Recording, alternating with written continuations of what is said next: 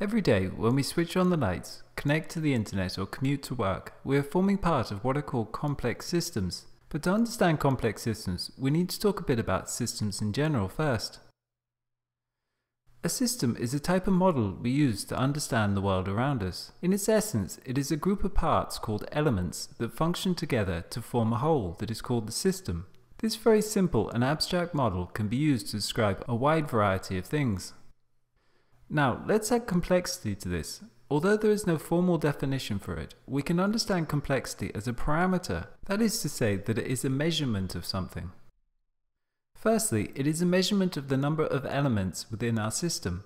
This is intuitive to us. A society is more complex than a small group of friends, as it has many more subsystems and elements interacting on various scales.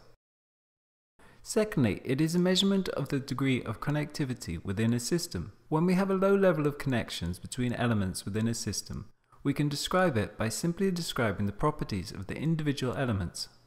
But as we increase the connectivity, it is increasingly the relations between the elements that come to define the system. Thus, complex systems are typically modeled as networks that can capture and quantify this information about the relationships between the elements. Thirdly, adaptation. When elements become capable of adapting, their behavior over time can become increasingly complex. Thus, complex adaptive systems are often best modeled as the product of evolutionary dynamics that have shaped them over time, as opposed to the static analysis of their individual parts. The capacity of adaptation also means that elements can self-organize, limiting the need for centralized control and allowing for the emergence of organization from the bottom up, as individual elements can interact and synchronize to form patterns. Fourthly, complexity is also a measure of the degree of diversity between elements within a system. Again, the greater the diversity between the parts, the more complex and abstract our models will have to be to capture the underlying common features.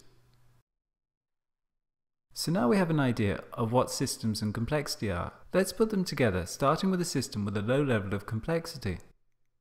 An example of this might be a set of, say, 5 billiard balls on a table. There are quite few of them, they are all the same, they are all separate from each other, and they are incapable of adapting.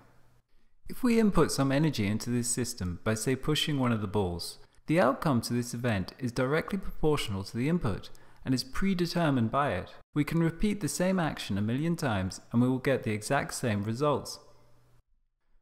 We call this type of system a deterministic or linear system because we can draw a direct line between the cause and effect, that is, input and output to the system. Because linear systems are relatively easy to model and control, much of our modern science, engineering and management practices rest upon this type of linear understanding to the world. Okay, so now let's think about what happens when we turn up the complexity.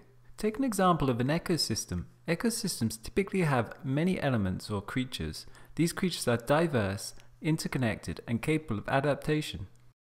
Now let's add some input to this system. Say we build an industrial zone right next to it, emitting pollution. Given the ecosystem's capacity for adaptation, the result, or output to this, may well be negligible to us initially.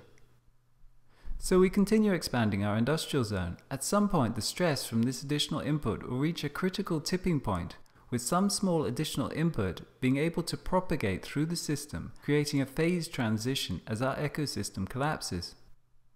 Thus, complex systems can exhibit both extraordinary robustness and extraordinary fragility, where some small event can have a large systemic effect, known popularly as the butterfly effect.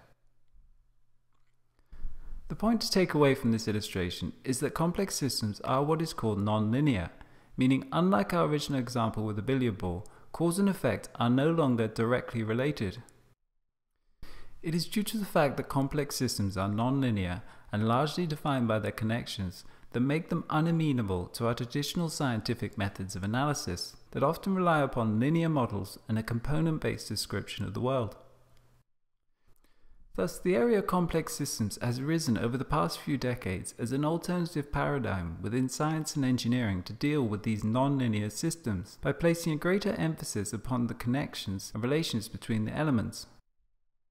It currently represents a broad and diverse set of methods, primary among which is the use of computational modeling, where elements are given a simple set of rules that govern their behavior and are left to interact and evolve over time to see if relevant patterns will emerge. As the world we live in becomes increasingly interconnected and interdependent, the need for a greater capacity to model, design, and manage complex systems is making this area particularly relevant to the challenges we face in the 21st century.